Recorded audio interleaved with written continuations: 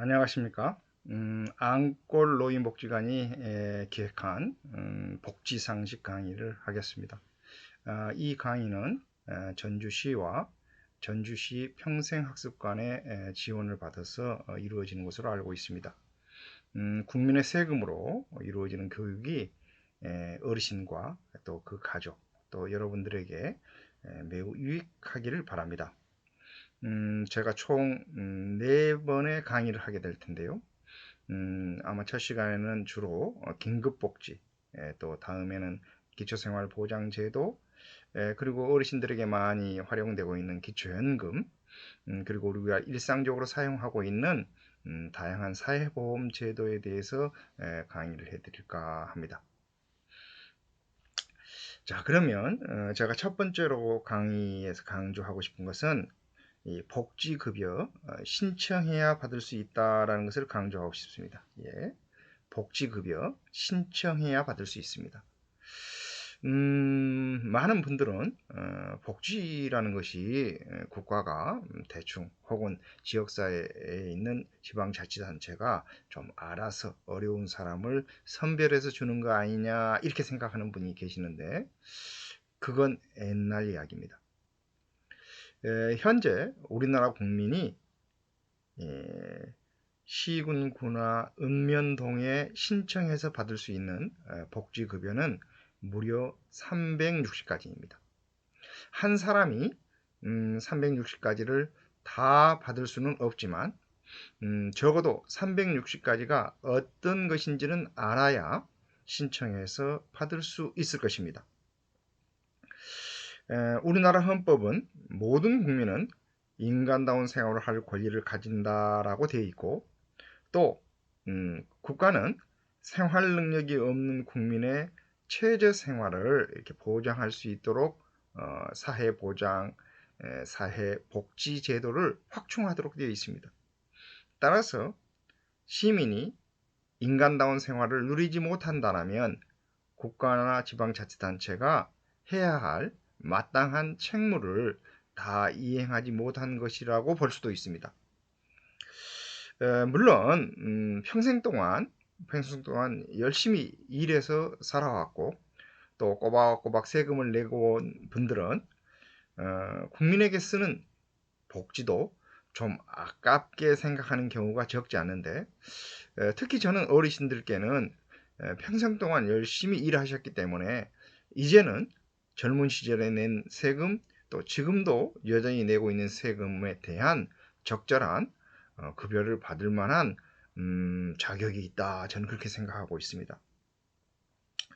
자, 그런데 읍면동에서 신청하면 받을 수 있는 360가지나 되는 복지급여가 도대체 무엇이 있는지 정확히 아는 사람은 별로 없습니다.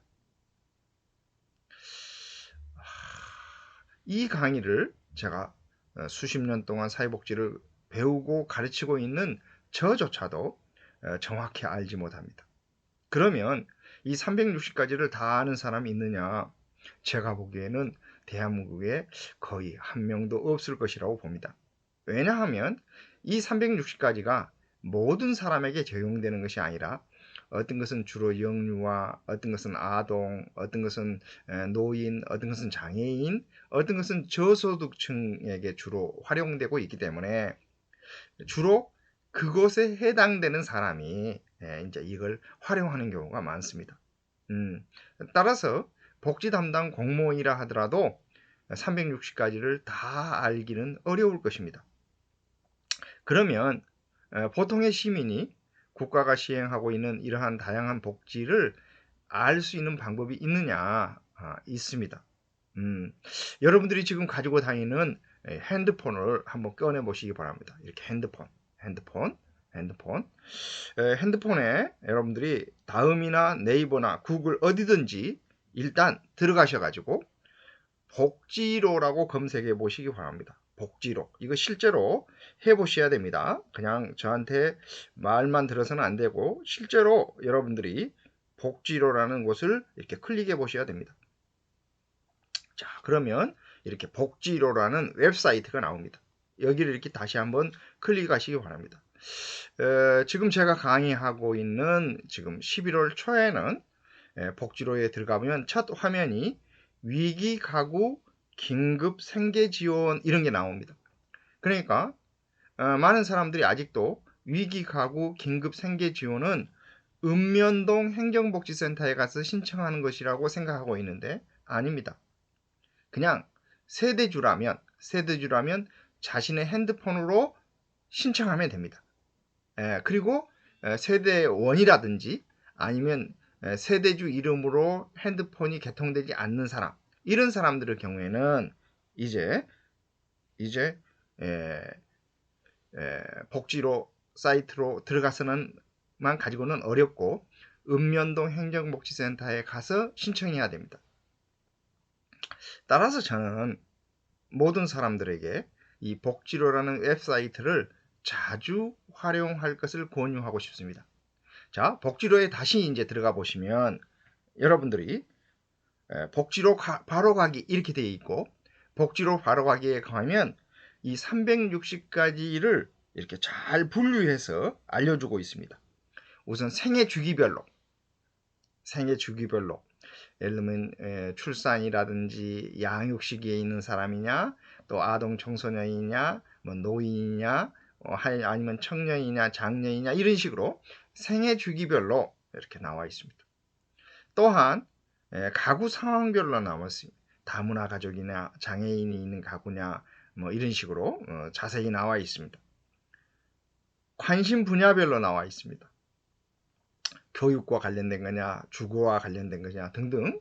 그래서 저는 모든 사람들이 복지로를 자주 클릭해보고 어떤 복지가 있는지를 알아봤으면 좋겠습니다. 만약에 어르신들이다, 그러면 많은 어르신들이 받고 있는 기초연금의 경우 기초연금으로 검색해도 되지만 노인으로 들어가서 아마 이게 생계와 관련된 것이기 때문에 그걸 클릭하고 그 다음에 기초연금을 찾아서 보면 누구에게 무엇을 준다라고 되어 있습니다. 그러니까 어떤 조건에 해당되는 사람에게 복지급여를 주는지 우리는 그것을 수급자 선정 기준이라고 합니다. 그 다음에 무엇을 주는지, 예를 들면 단독 가구의 경우에는 30만 원까지, 부부 가구의 경우에는 48만 원까지 드립니다. 이런 내용이 되어 있고, 또 소득 수준에 따라서 이렇게 줍니다. 또한 수급자 선정을 할 때에는 소득 인정액이 얼마입니다. 소득 인정액은 이렇게 계산됩니다. 하는 것들을 대략적으로 알려줍니다. 따라서 그냥 알기만 하면 안 되고 반드시 신청해야 합니다. 자, 진짜 좋은 세상이 되어 있습니다. 이제 어르신들이 많이 신청하고 있는 기초연금, 또 자녀를 키우는 부모들이 많이 신청하는 아동수당, 가정에서 아이를 키울 때 받는 가정양육수당, 또 어린이집이나 유치원에 갈 때 아동 행복카드, 이런 것들을 다 핸드폰으로 신청할 수 있습니다. 뿐만 아니라 주거급여, 교육급여, 교육비 지원 등등 주민들이 많이 신청하는 복지급여의 경우 상당수를 그냥 핸드폰으로 신청할 수가 있습니다. PC로 들어가서 복지로에 들어가서 신청하는 방법도 있고, 이렇게 핸드폰으로 복지로 웹을 내려받아서 신청하는 방법이 있습니다. 저는 여러분들이 혹시 어려움이 있는 사람들, 국가의 도움이 좀 필요하다고 생각하는 사람들은 이 사이트를 자주 이용하고 활용해 보시기 바랍니다. 특별히 복지급여는 다시 한번 강조하고 싶은 것이 당사자나 가족이 신청할 때만 받을 수 있습니다.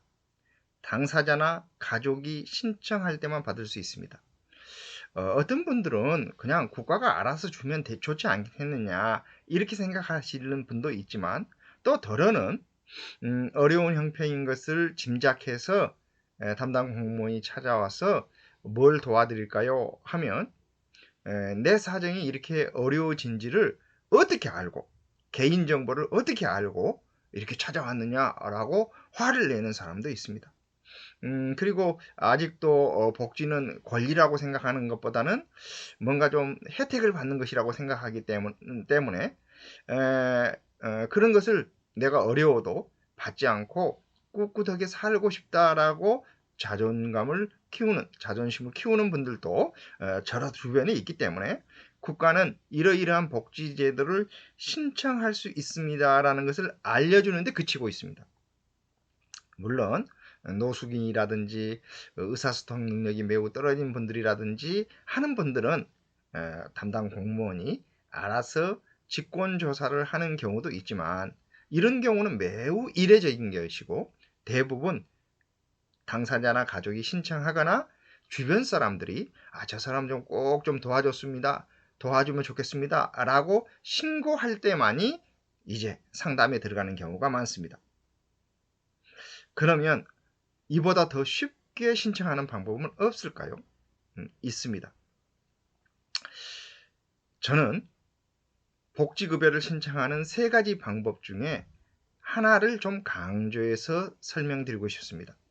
전통적으로 우리가 가장 많이 사용했던 방법은 읍면동사무소에 찾아가서 어려운 사정을 얘기하는 것입니다. 자, 그러면 대부분 복지급여는 신청서를 쓰게 돼 있고 그 신청서에 본인의 소득과 재산 혹은 가족 관계를 쓰고 또 정보 이용 동의서 같은 것을 쓰게 되어 있습니다. 자, 그런데 많은 분들이 자신의 인적사항은 좀 정확히 알 수 있더라도 가족의 주민등록 번호까지 정확하게 알기는 쉽지 않습니다. 설사 가족관계부 등본이라든지 뭐 이런 것을 통해서 가족의 주민등록번호와 주소 이런 걸 다 안다 하더라도 또 소득과 재산을 파악하려면은 예를 들면 등기부 등본이라든지 또 경우에 따라서는 임대차 계약서라든지 이런 것을 제출해야 되는데 사실 제출해야 할 서류가 한두 가지가 아닙니다. 그러다 보니 많은 분들이 읍면동사무소에 가서 상담은 했지만 또 신청하려고 시도는 했지만 마지막까지 신청을 완료하지 못하는 경우가 너무 많습니다. 그러면 신청이 되지 않는 것입니다. 자, 그러면 제가 또 2번째로 알려주는 방법이 복지로 사이트에 가서 신청하는 거라 그랬죠. 자, 그런데 어르신들이나 장애인들이나 많은 또 복지급여를 받는 아동이나 이런 복지에 관련된 용어를 이해하고 적당하게 답변하는 것이 쉽지 않습니다. 예를 들면 주거급여를 받는다고 가정해 봅시다. 주거급여는 가구의 소득 인정액이 기준 중위소득의 45% 이하일 때 신청하면 받을 수 있습니다. 자, 그러면 가구 소득 인정액을 계산해 보신 적이 있으십니까? 기준 중위소득이 얼마인지 알고 계십니까? 결국은 그걸 정확히 아는 사람이 그렇게 많지 않습니다. 어떻게 해야 됩니까? 많은 사람들이 답변하지 못하거나 증빙하지 못하고 도중에 그만두는 경우가 많습니다. 그러면 어떻게 해야 될까요? 제가 보기에 가장 간단한 방법은 129에 전화하는 것입니다. 어디에 전화한다고요? 129에 전화하시기 바랍니다. 우리가 화재가 나거나 집에 큰 사고가 나서 환자가 생겼다. 그러면 우리는 119에 전화합니다. 혹시 집에서 그렇게 멀리 떨어져 있지 않는 곳에 소방서가 있다 하더라도 불이 났는데 그냥 핸드폰으로 119에 전화하면 될 일을 소방서로 달려가서 신고하는 사람은 없습니다.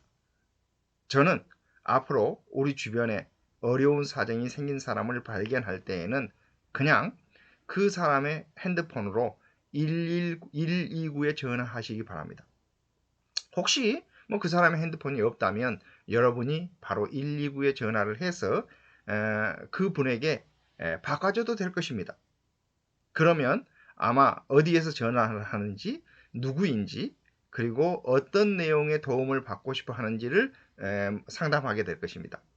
그때 가장 중요한 것은 예 알았습니다 하고 끊어버리면 안 됩니다. 예를 들면 어디 사시는 분이에요? 예, 전주에 살고 있는데요. 전주 어디 사시는데요? 중노송동에 사는 누구입니다. 어떤 일로 전화하셨어요? 이러이러한 어려움이 있어서 도움을 받고 싶습니다. 아, 그러셔요. 그러면 덕진구로 가면 되는데요. 라든지 이런 식으로 안내를 해서 뭐 전주시로 가면 되는데요. 안내해서 예, 알았습니다 하고 끊어버리면 이건 상담입니다. 자, 그런데 129에 전화를 해서 어려운 사정을 이야기하고 누가 좀 와서 도와주시기 바랍니다. 자, 따라서 해보세요. 누가 좀 와서 도와주시기 바랍니다. 라고 전화를 하면 이제 전화를 받은 곳이 보건복지부에서 운영하는 보건복지 상담센터이기 때문에 그 전화를 거는 사람의 관할 구역으로 연락을 해줄 것입니다. 시군 구청으로 연락을 해서 그곳에서 이제 담당 공무원이 찾아와서 어려운 사정이 어떤지를 일단 알아보고 48시간 안에 도움을 줄지 말지를 결정하고 도움을 주기를 결정했으면 24시간 안에 도움을 줍니다. 그리고 나서 자세히 조사해 봤더만 소득과 재산이나 가족 관계를 조사하죠. 자세히 조사해 봤더만 이 가정은 더 이상 도와주지 않아도 될 만큼 괜찮다라고 생각하면 도움을 중단하고 그렇지 않으면 계속 지원을 해주는 겁니다. 다시 얘기합니다. 129로 전화하시기 바랍니다. 그리고 누가 좀 와서 도와주시기 바랍니다. 자, 따라서 하세요. 누가 좀 와서 도와주시기 바랍니다. 뭐 적당한 이유는 많지 않습니까? 어르신들이라면 제가 거동이 좀 불편해서요. 누가 좀 와서 도와주시기 바랍니다. 제가요 공문서를 작성하고 증빙하는 것이 좀 어려워서요. 누가 좀 와서 도와주시기 바랍니다. 제가 오늘 병원에 가기로 예약이 돼 있어서요. 이따 오후에 와서 도와주시기 바랍니다. 라고 얘기하시면 됩니다. 자, 누가 좀 와서 도와주시기 바랍니다. 자, 이때 이제 중요한 것이 가급적이면 여러분의 핸드폰으로 전화를 하시지 말고 당사자의 핸드폰으로 하시기 바랍니다.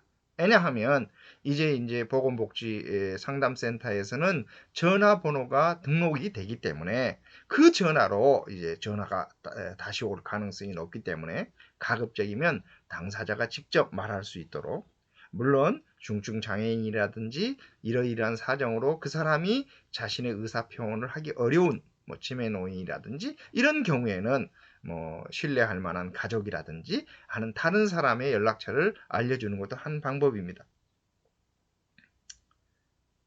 특히 코로나19로 그동안 이렇게 위기 가구를 지원하는 지원 기준이 많이 달라졌습니다. 과거에는 이런 도움을 받으려면 우선 위기 상황이어야 돼요. 뭐 실직을 했다든지 사업이 매우 어렵다든지 사고를 당했다든지 병원에 입원했다든지 등 뭐 여러 가지 위기 상황이어야 되고 그 다음에 가구의 소득이 기준 중위소득의 75% 이하여야 됩니다. 또한 재산이 뭐 일정액 이하여야 돼요. 예를 들면 대도시의 경우에는 뭐 3억 이하여야 된다든지 뭐 이런 기준들이 있어 왔습니다. 물론 대도시보다는 중소도시보다는 농어촌이 더 기준이 낮습니다.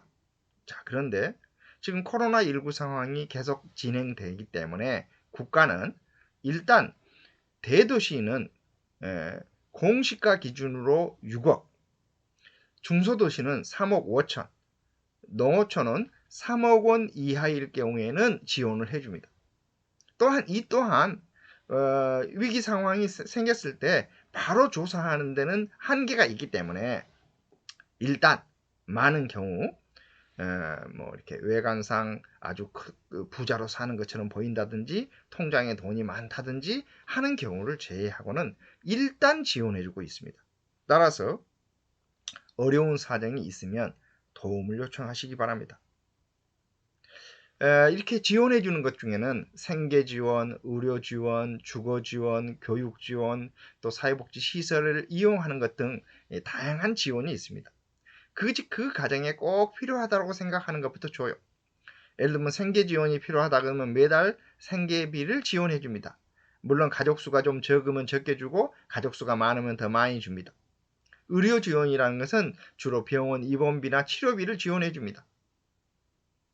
자, 교육비라는 것은 학비를 지원해 주는 것이고, 주거비는 월세라든지 이런 것을 지원해 주고, 화재라든지 해서 살 곳이 정말 없는 사람들의 경우에는 사회복지시설에 입소하게 하거나 혹은 어떤 대안의 집에 가서 살 때 거기에 필요로 하는 주거비를 국가가 지원해 주는 제도입니다.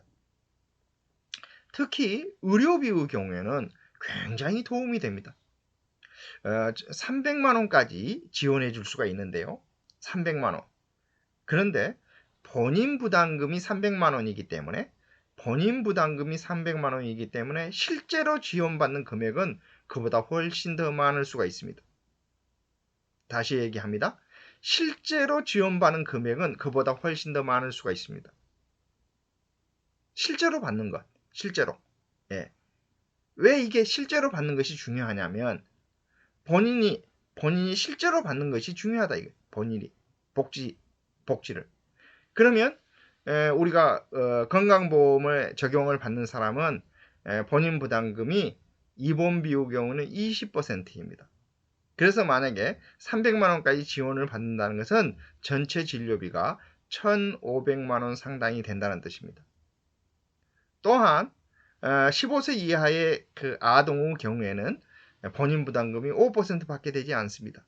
따라서 300만 원까지 지원해 준다는 것은 6천만 원 진료비를 국가가 지원해 준다는 뜻입니다.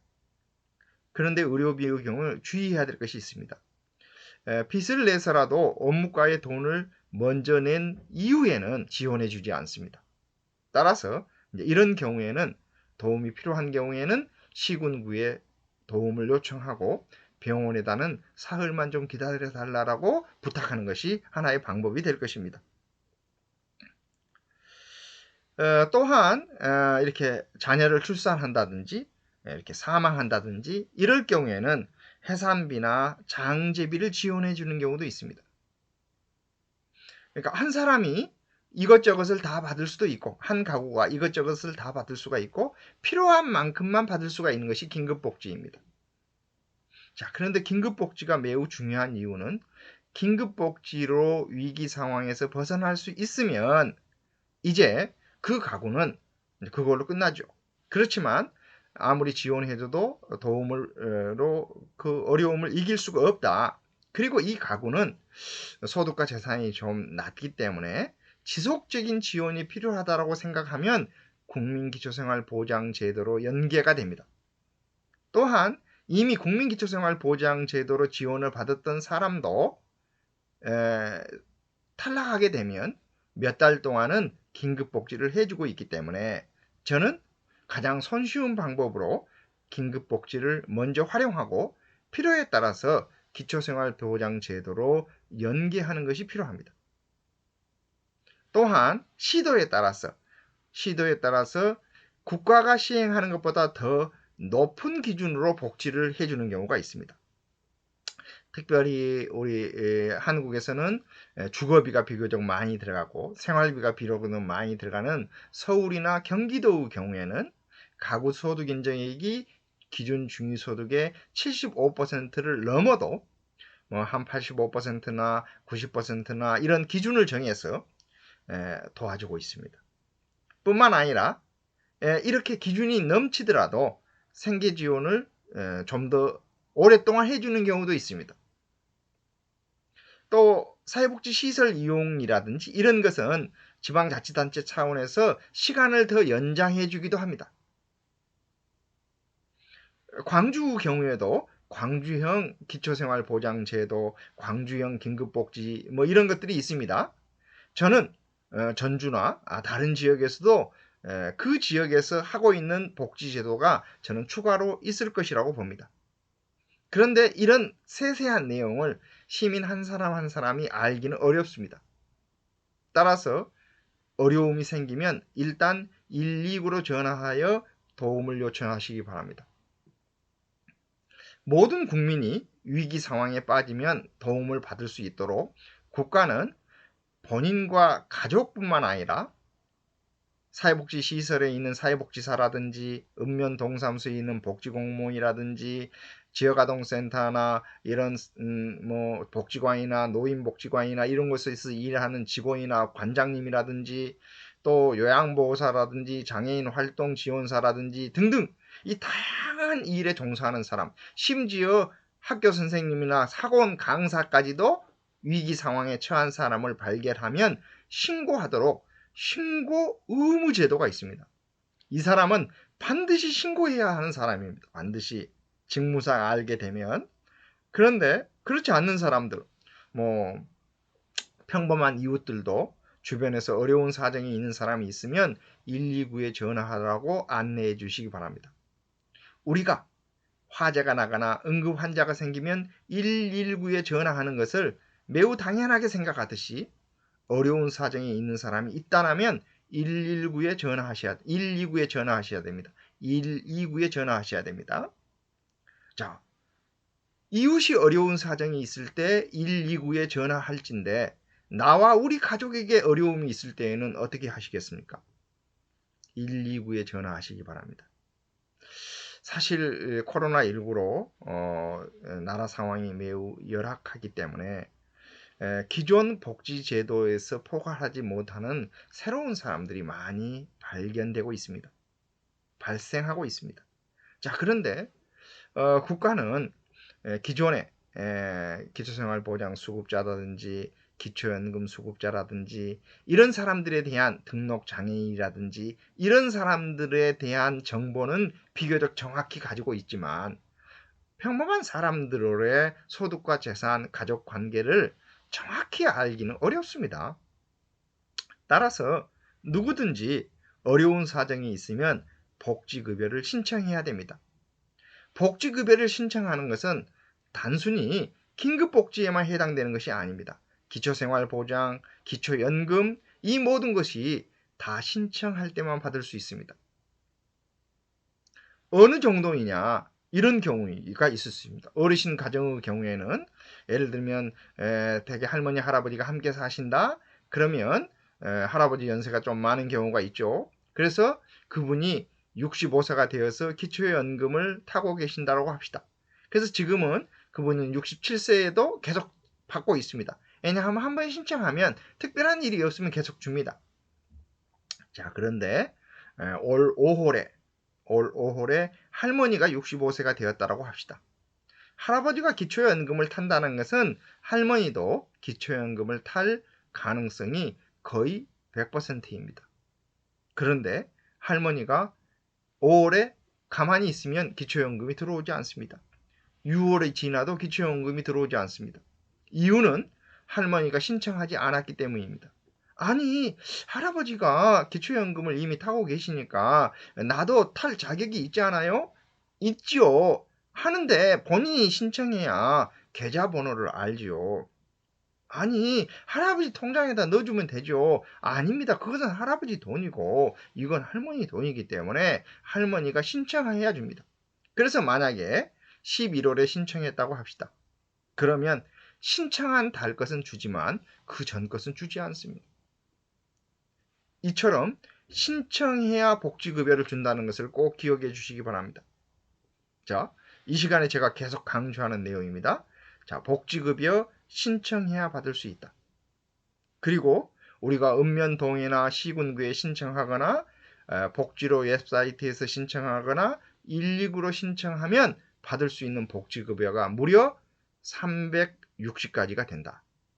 물론 읍면동에 신청하는 것은 360가지가 다 읍면동에서 신청하면 받을 수 있지만 이제 복지로나 전화는 일부는 직접 이렇게 웹사이트에서 할 수 있지만 많은 경우는 이제 안내를 해주고 신청하는 방법을 다시 시군구에서 읍면동에서 해야 되는 경우가 많기는 하지만 여러분들이 복지로를 자주 들어가 보시기 바랍니다.